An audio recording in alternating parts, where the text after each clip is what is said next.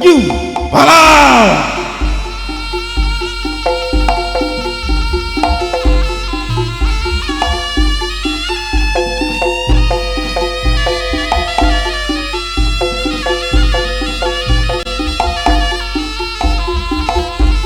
Arjuna.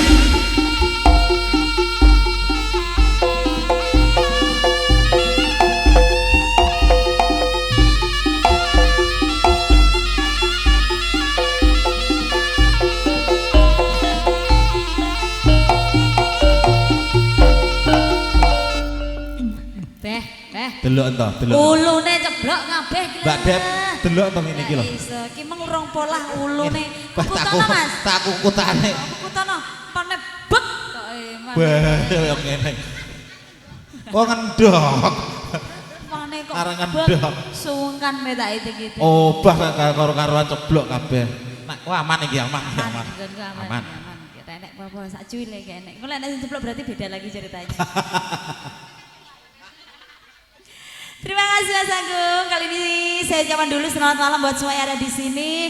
Assalamualaikum warahmatullahi wabarakatuh.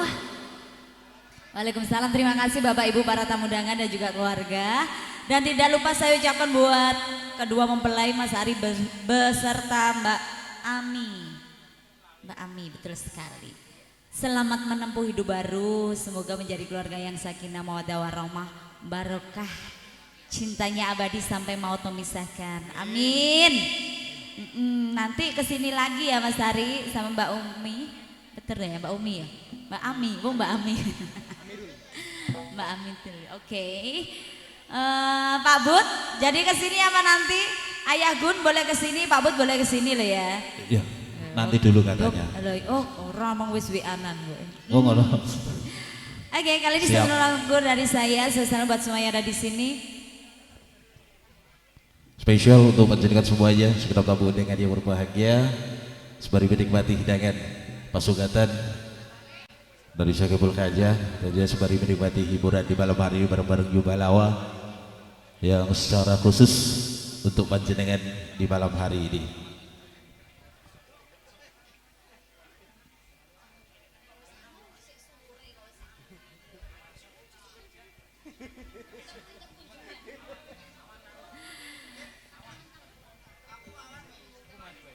Satu lagu spesial buat semua yang ada di sini, mudah-mudahan cukup terhibur bareng New Balawa.